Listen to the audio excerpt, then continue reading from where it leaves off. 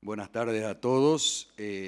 Antes de empezar, hoy día me he enterado de cosas nuevas aquí. Hay liberales de izquierda, esa realmente me sorprendió. Creo que lo encortejaron a Karl Marx y Adam Smith en todo esto para que logremos ese menjunje, como se dice. Y lo otro que me da pena que se haya ido Andrónico, nos dijo que el 2019 hubo una crisis política. No hubo una crisis política, hubo fraude en este país. Eso es lo que hubo y eso lo tienen que tener claro.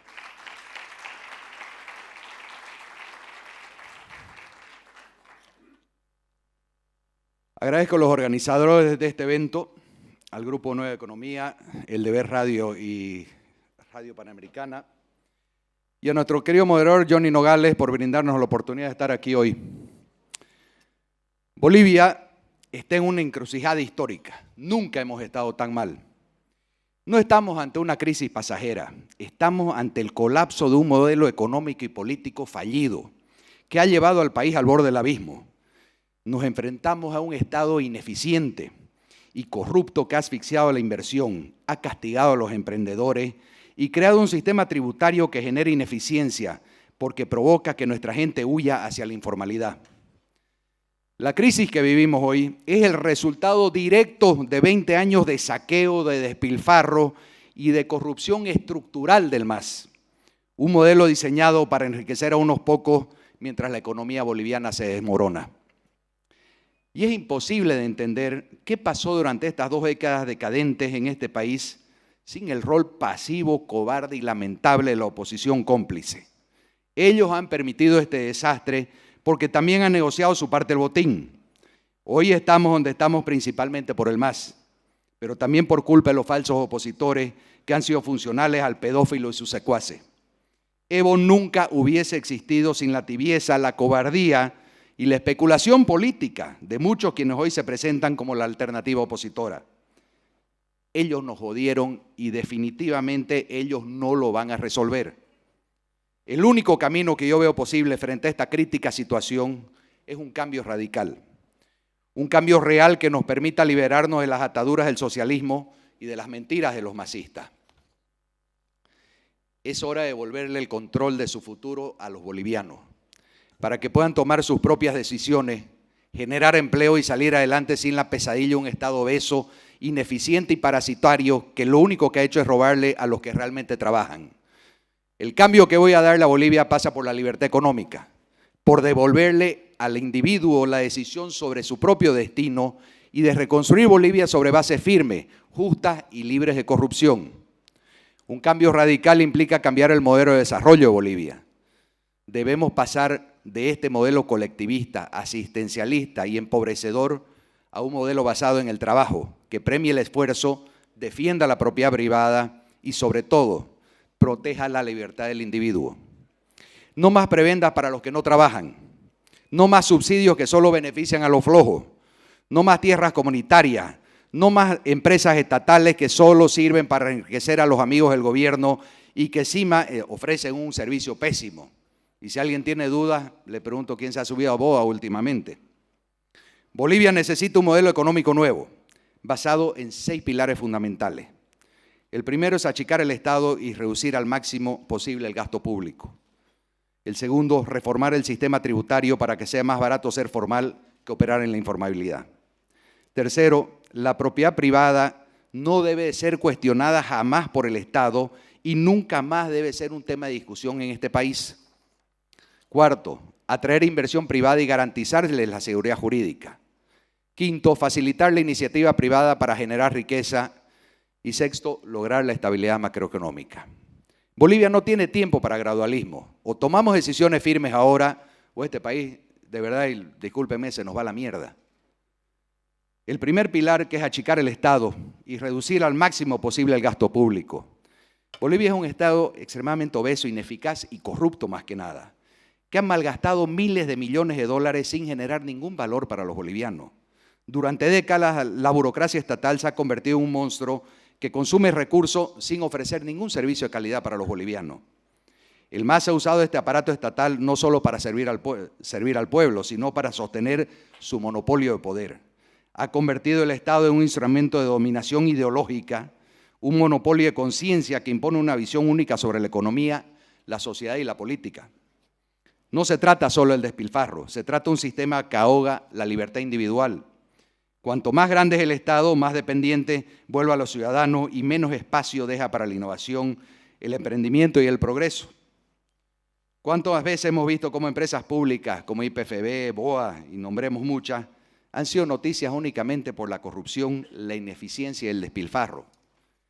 Estas empresas no existen para servir al pueblo, existen para alimentar la maquinaria de corrupción del MAS. Vamos a privatizar todas las empresas públicas ineficientes y las que nadie quiera se cierran. Sí, se cierran todas. A mí no me cuesta decirle como a otro, el Estado es ineficiente y hay que acabar con la ineficiencia del Estado. No hay excusa para seguir manteniendo estructuras que nos cuestan miles de millones de dólares y no generan nada a cambio. Es un gasto que además de ineficiente, es absolutamente inmoral considerando los niveles de pobreza que tenemos en Bolivia. El gobierno debe concentrarse en seguridad, justicia, educación, salud e infraestructura. Todo lo demás debe pasar al sector privado, que es el único capaz de generar un crecimiento real. Por eso vamos a reducir el número de ministerios a 9. Vamos a fusionar y eliminar estructuras burocráticas ineficientes. Vamos a eliminar ministerios.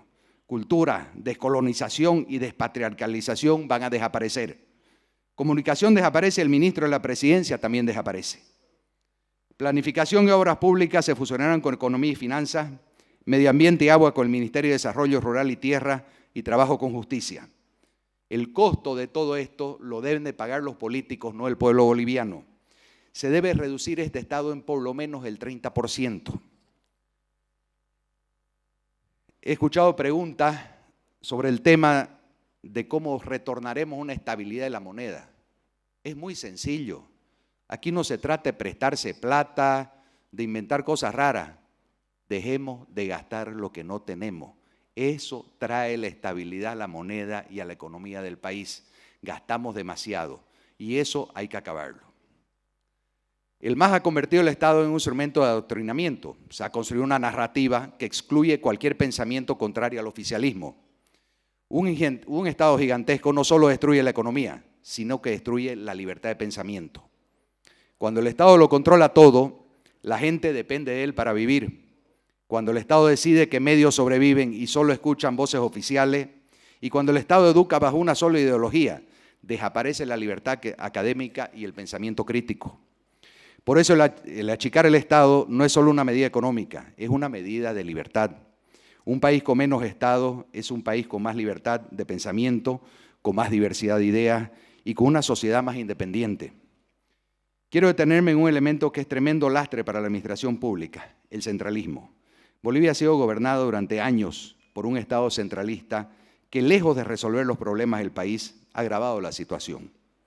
El centralismo no es exclusivo del MAS, sino que ha sido un mal endémico en todos los gobiernos anteriores. Hoy, entre el MAS y la oposición cómplice, quieren mantener este sistema que no tiene la capacidad ni la voluntad de descentralizar el poder.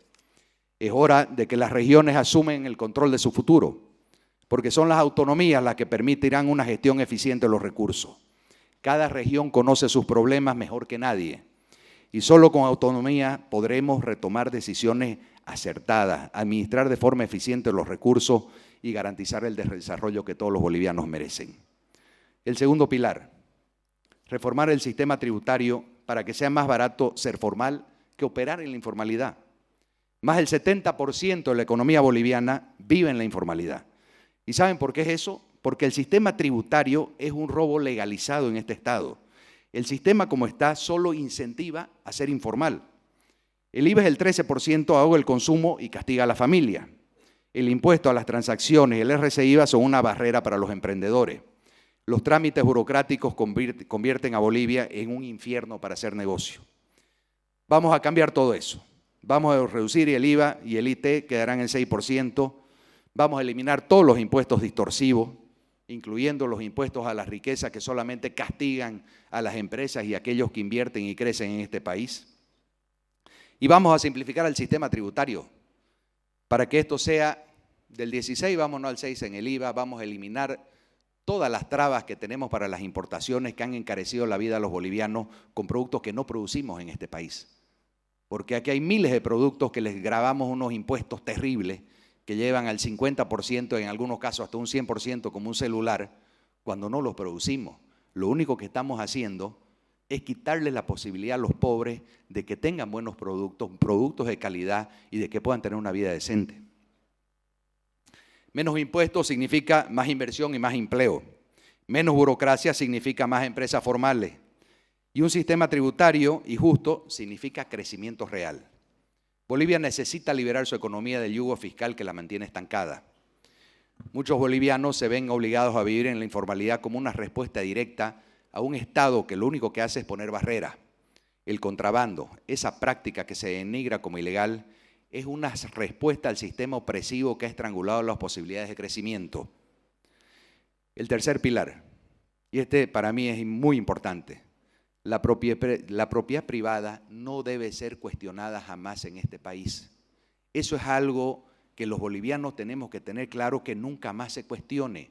No puede haber funcionario estatal que le cuestione a un boliviano su propiedad, sus tierras, su casa, su comercio, sus cosas. Aquí no puede haber la arbitrariedad de decretos, de leyes confiscatorias, de que venga un funcionario a medirle a un boliviano si cumple la función económica y social. Eso es una barbaridad. El día que nosotros tengamos la capacidad de decir que la propiedad privada no se discute en Bolivia, es cuando vamos a tener verdadero crecimiento económico en este país. El siguiente paso es dar a los bolivianos lo que les pertenece, la propiedad de su tierra. El sistema comunitario es la mayor estafa al campesinado boliviano y su raíz está en el comunismo que ha gobernado el país durante años, por eso lo llaman comunitario. Más del 20% de las tierras productivas están bajo el control del sistema comunitario, pero este sistema ha mantenido a los campesinos sin poder real sobre lo que poseen. Un campesino hoy no le dan su título, le dan el derecho a estar en una tierra. Y el rato que no bloquea, que no vota por el partido de turno, que piensa distinto, lo sacan. Eso no es darle libertad a un campesino, eso no es darle tierra. Hay que darle su título, que él haga lo que quiera con su tierra, la quiere vender, la quiere dividir, la quiere hipotecar, tiene que tener el derecho el campesino a hacer eso. ¿Cuántos campesinos hoy en día no pueden sacar un crédito porque no tienen un título? Y los que tienen títulos menores de 500 hectáreas no lo pueden hipotecar. No le sirve absolutamente nada ese título porque la ley lo prohíbe. Porque el Estado boliviano ha decidido qué se puede hacer y qué no se puede hacer con las cosas que requiere y tiene la gente, por las que han trabajado, por las que muchos han endeudado y siguen pagando sus deudas, y sin embargo no les sirve absolutamente nada. Esto los obliga a los favores políticos, nuevamente a lo que nos ha acostumbrado el MAS en estos 20 años. Todos tenemos que tener un favor político del MAS y tener miedo de criticar, tener miedo de pensar distinto y tener miedo de opinar. Hoy ya el último presupuesto, elaborado por decreto, dice que pueden confiscar. Uno de los pilares fundamentales que tiene que tener este país en sus leyes es que los gobiernos tienen que tener, para empezar, responsabilidad fiscal y no se puede aprobar un presupuesto general de la nación con déficit. Eso es una barbaridad y una irresponsabilidad económica que eso exista. Y peor aún que lo puedan aprobar por decreto. Eso se tiene que acabar. Yo sé que muchas veces dan ganas de decir hay que hacerlo por decreto por último. No, no se puede. La responsabilidad fiscal, señores, tiene que estar normada en ley. Vamos a eliminar todo lo que es la función económica y social. Vamos a reemplazarla con un impuesto sobre la tierra que irá directamente a los municipios. La pequeña propiedad estará exenta, obviamente, de este impuesto, pero este impuesto será utilizado para fortalecer las capacidades locales, especialmente en áreas como educación, salud, infraestructura y seguridad. De esta manera, devolveremos el poder a las autoridades locales que conocen mejor que nadie los recursos que ellos necesitan. Les voy a dar un ejemplo en Santa Cruz. Aquí hay municipios que producen cientos de millones de dólares. San Julián, San Pedro, en su gran mayoría masistas. Esos municipios únicamente reciben dinero por coparticipación popular, donde la población es pequeña. Pasa un productor en su vagoneta de $200.000, le echa tierra a todo el pueblo y sin embargo a ese pueblo no le llega absolutamente nada de impuestos. Eso es lo que tenemos que cambiar. Aquí no se trata de que venga un funcionario estatal a contarle cuántas vacas tiene o cuántas hectáreas sembró, cuántos árboles tiene o no tiene que cortar porque hablan del medio ambiente y la Pachamama, Pero sin embargo, yo les digo, si analizan bien las leyes, en Bolivia nos obligan a cortar árboles. Estamos obligados. Si quieren mantener la FES, hay que cumplir con los planes de manejo que llaman y hay que ir a cortar árboles, aunque uno no quiera. Yo prefiero que se pague un impuesto y dejemos de destruir la naturaleza. Tenemos que acabar con estas prácticas que están utilizadas únicamente para extorsionar al que produce y al que tiene. Eso se tiene que acabar. Pero créanme, en este país, en lugar de pensar en bonos de carbono y cómo nos va a ir bien con eso, están los funcionarios estatales obligando al productor a que corte árboles. Te doy un permiso de desmonte, pero reforestar al otro lado. O sea, eso son barbaridades que no se entienden. Tenemos que cambiar esa mentalidad que está hecha únicamente para ver cómo le van a sacar plata al productor. A ese que se arriesga, a ese que está todos los días en su tierra arriesgando, mirando si llovió o no llovió, si creció mi planta, si le entró una plaga, para que venga un parásito sinvergüenza de un ministerio y le diga, oye, he venido a medirte la función económica y social. Eso es una barbaridad. ¿Dónde se ha visto que se cuestione el trabajo de las personas? Solamente en este país y con esta constitución. Esta constitución que hay que cambiar, porque es una constitución mal hecha. Que muchos se jactan de la cantidad de artículos que cambiaron y cómo lo hicieron bien. Mira, lo hicieron tan mal, pero tan mal, que se olvidaron del artículo de que uno tiene que ser boliviano de nacimiento para ser presidente. O lo habrán hecho a propósito, no sé. Pero se olvidaron. O sea que Nicolás Maduro viene, se nacionaliza y es nuestro presidente aquí a 5 años, les cuento. Eso es lo que han hecho en esta constitución de la que nos dieron que era para que no haya derramamiento. Hicimos esta maravilla constitución. Esas cosas, señores, son la base de lo que es la libertad de verdad. No la libertad esa que me dijeron que eran libertarios de izquierda, me parece una barbaridad. Y que nadie les cuestione, digamos, ¿no? Eso es un tema de liberalismo. Pero si queremos atraer inversión privada, si queremos un Estado que crezca, acabemos con la burocracia y los permisos. Este país se ha convertido en el país de pedir permiso. Para absolutamente todo, pedimos permiso. ¿Se han fijado que se han acostumbrado a este maravilloso país? Para ir a cargar gasolina hay que tener un sticker de la NH que te da permiso para cargar gasolina. Hay que pedir ese permiso. Para importar ahora hay que ser solamente importador, ya no puede ser transportista o exportador. Y de ahí vienen y nos dicen, y tienen la sodía algunos de decir que somos los cruceños que nos beneficiamos de lo que es el subsidio de combustible. El subsidio de combustible es la mentira más grande que ha vivido este país, y no solamente en el gobierno del MAS, sino los anteriores que lo implementaron, porque se han llenado los bolsillos robándonos a los bolivianos. Nos mienten de que subsidian y nos quieren convencer de que estemos agradecidos nosotros de que nos están subsidiando el combustible, cuando la verdad es que es un gran robo, porque se la están pelando la plata, como decimos. Las cosas hay que decirlas como son. Porque uno, si se da el trabajo de cotizar combustible y mira una licitación de yacimiento, se va a dar cuenta que lo compran al doble del precio. Y encima calculan en el subsidio el impuesto que ellos mismos se pagan, el IHD, el IVA, todo eso que se cuenta como subsidio. Y nos los meten en los miles de millones de dólares mientras se meten la plata al bolsillo. El robo más grande que hay en este país es el subsidio. Lo vamos a eliminar, porque ese subsidio no le sirve a nadie. Y peor al cruceño que no tiene para producir. Y pregúntenle a cualquier productor en este departamento si es el diésel es el más caro o el que no hay es el más caro. Ese es el diésel más caro. Cuando el tractor se para, cuando la fumigadora se para, las cosas que no entienden en el centralismo, porque nunca han trabajado, ni les interesa trabajar. Hay gente dedicada a ser político. Es una maravilla. Lo escuché el otro día a Samuel y hoy día en la mañana, pero dice, ya no quiero reelección. Me parece muy bien. Creo que es la cosa más sana, es lo que vengo diciendo hace tiempo, que no haya reelección en este país.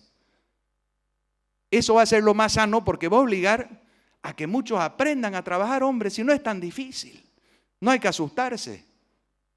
Que vean cómo es el boliviano de todos los días, que paga sus cuentas, que tiene un préstamo, que debe su casa y que depende o de un sueldo que tal vez no se lo pagan si le va mal, o de una empresa que va a quebrar.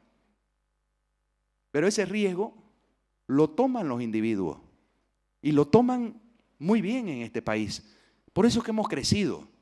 Hablan del modelo económico cruceño como si esto fuese un milagro. No es un milagro, es la ausencia de Estado que ha tenido Santa Cruz. Como no había un Estado jodiendo, como se dice vulgarmente, nos hicimos cooperativa de luz, de agua, de teléfono, crecimos, nos enlocetamos nuestra plaza y fuimos creciendo. Y el Camba, como decía un amigo, están en un churrasco tomando cerveza. Oye, ¿qué te parece si sembramos? Aquí meta, viejo, mañana, y se endeudan, van y hacen. Porque están libres del Estado y van y arriesgan. Pero ese riesgo lo tiene que asumir el individuo. Yo se los garantizo, lo va a hacer 100 veces mejor que el Estado. Muchos me cuestionan y dicen, ¿qué vas a hacer con todos los funcionarios? ¿Qué vas a despedir si llegas a la... ¡Qué pobre gente!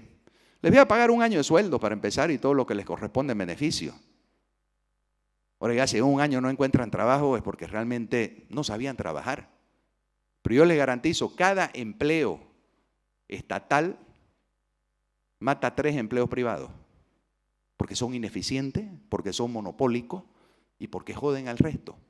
Si sacamos 200.000 funcionarios públicos, les garantizo que se van a hacer en ese primer año 600.000 trabajos privados que van a pagar mejor y que van a ser mucho más dignos, del cual no van a tener que darle un porcentaje al partido, que es como funciona y todos lo sabemos, y no van a depender de una sigla política si siguen trabajando o no siguen trabajando. A muchos han votado y les han dicho que eran pititas.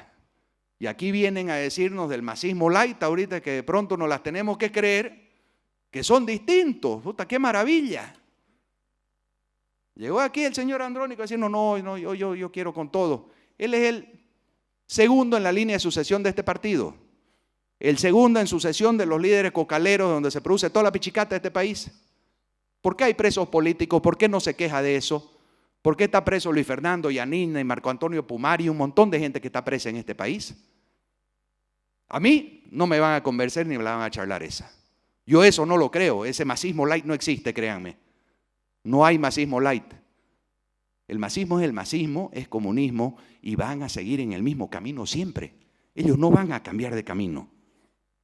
Nosotros de verdad tenemos que acabar con este país de permisos, de aranceles, de cosas que solamente nos están perjudicando.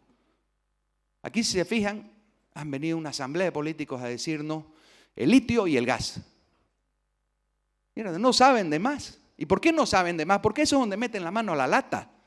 En el litio y en el gas, carajo, ahí está metido el gobierno, ahí me voy a meter yo. Sin embargo, este país tiene cientos de posibilidades. Potosí y Oruro pueden ser los departamentos más ricos de este país, pero no los dejan desarrollar. Hay leyes que los tienen ahogados, que no pueden.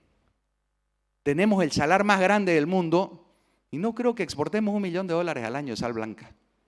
Chile, al que tanto detestamos y odiamos y todo lo demás, debe estar alrededor de los $1.300 millones anuales en sal blanca que exporta, con un salar así chiquitito, que no es ni la 10ª parte de nuestro salar. Esas son las cosas que tenemos que cambiar. El país que nos pone, como decía Rodrigo, mi gran amigo, tranca, pero no son trancas. Por eso generan todos estos empleos estatales y hay que darle pega al compañero, entonces anda a joder al que produce. Esa es la idea. Joderlo al que produce. Vete a poner ahí, anda, pues, ¿qué voy a hacer? Joderlo a alguien, pedirle permiso de algo. Ese es el país en el que nos hemos convertido. ¿Queremos que el dólar vuelva al país? No es con crédito, es trabajando y dejando de gastar. Nada más, es bien sencilla la ecuación.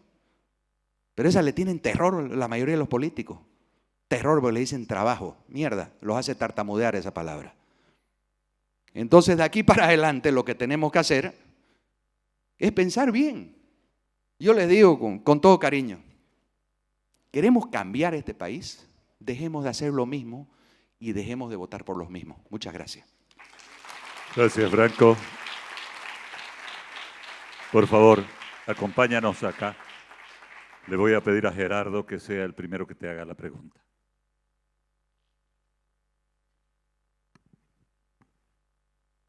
Buenas tardes. Nos ha hablado usted de cambiar la Constitución, ¿qué otra? Bueno, hacer algunas enmiendas en el sistema tributario. ¿Qué tiempo le va a llevar esto? Porque esto necesita una asamblea legislativa, una asamblea constituyente, etcétera. ¿No le va a distraer esto de asuntos más urgentes en lo económico, en lo institucional?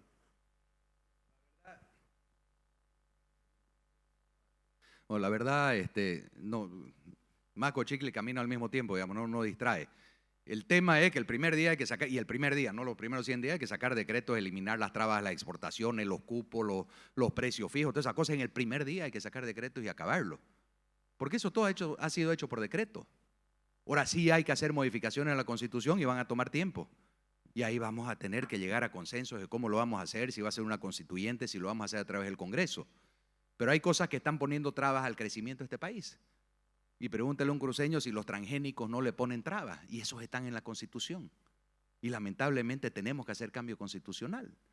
Pregúntele a un potosino, un orureño, si no tienen problema con las concesiones y con todos esos temas, que son temas terribles que están en la Constitución.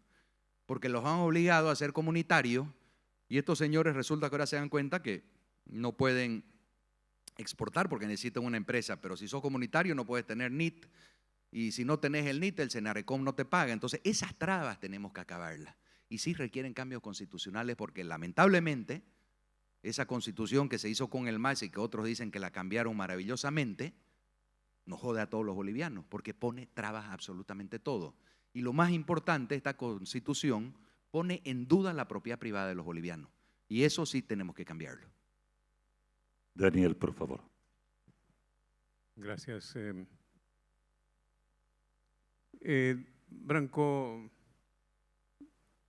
se entiende de un modo más pragmático que otra cosa la buena intención de aplicar medidas con carácter de urgencia. Sin embargo, algunas de estas son denominadas duras, no tanto por la naturaleza de la medida a aplicarse, que puede estar muy bien intencionada, sino por aspectos que hacen a nuestra idiosincrasia. Honestamente, ¿no teme que esto provocara una convulsión social,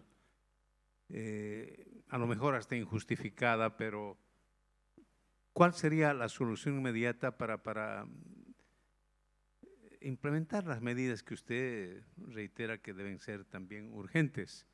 Es decir, ¿usted se anima a aplicar la fuerza o el diálogo?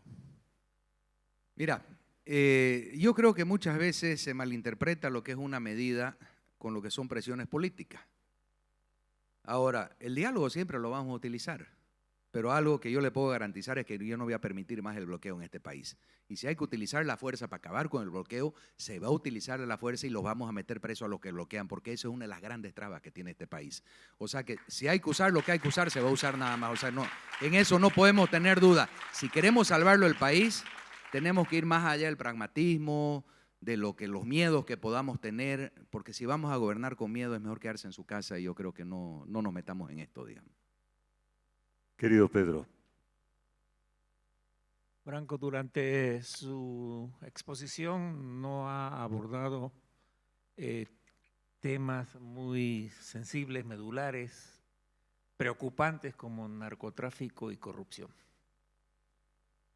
A ver, el tema del narcotráfico, debiste preguntárselo al segundo de los cocaleros aquí, Pedro, porque realmente yo creo que lo podría responder mucho mejor el señor, porque están en el Chapare, donde viene el 99% de la coca ilegal. Pero el narcotráfico es un mal endémico en el país que tenemos que solucionar. Entonces, son tantos los temas, lamentablemente no lo toqué, y estoy de acuerdo con vos, el narcotráfico es un problema terrible lo que tiene Bolivia. Ahora, miremos las leyes que se implementaron, como la ley 1008, que al final al que jodió fue al productor. Porque hay cosas que han metido, preguntarle a un potosino, un orureño que tiene minas, los ácidos y las cosas que no pueden utilizar porque están dentro de la ley 1008. Preguntarle a un agricultor pequeño, porque el grande no tiene ese problema, llevamos en cisterna, compramos y sacamos los 1000 permisos que nos requieren. Pero ahorita si vos te vas por las carreteras en todo el este de Santa Cruz y el norte, en tal desesperación por combustible, se han comprado chatitas, llevan en bidones, galoncitos, turriles. Mierda, y están todos los pacos en el camino jodiendo y extorsionando a todos los productores porque les caen con ley 1008. O sea que este pobre tipo que se parte trabajando, se raja, mierda, consigue sus 200 litros de diésel desesperado, avanza 5 kilómetros y le caen todos los policías encima. Y lo acusan de narcotraficante al pobre hombre que trabaja. Entonces sí tenemos que cambiar las cosas. Pero la ley 1008, convengamos, el narcotráfico solo se incrementó. Jodió a los que producen, nada más. A ellos los jodió por completo y causó unas extorsiones terribles en este país. Pero dejemos a un lado la ley 1008 y todas las demás cosas, y la dignidad y la soberanía nacional y todas las demás cosas. El narcotráfico hay que combatirlo. Indudablemente se lo tiene que combatir porque es un mal terrible. Así como es un mal terrible que en este país no exista la fe, no exista Dios, se jura con el puño y todas las cosas. A mí, digamos, personalmente me molesta porque soy una persona de fe. Pero querer pensar que este país, o sea, el narcotráfico no va a ser un tema importante, para mí es importantísimo, porque el narcotráfico, el daño que le hace a la juventud es terrible. Y te lo voy a decir una experiencia que hasta me cuesta hablar, Pedro. El mejor amigo de mi hijo murió de sobredosis. Un chico muy bueno. A los 20 años esta pobre criatura muere de una sobredosis de estos maleantes que se están enriqueciendo en el Chapare y que me dicen que son los buenos tipos que son ahora light y que nos van a salvar el país. Esas son las cosas que nosotros no podemos aceptar nunca.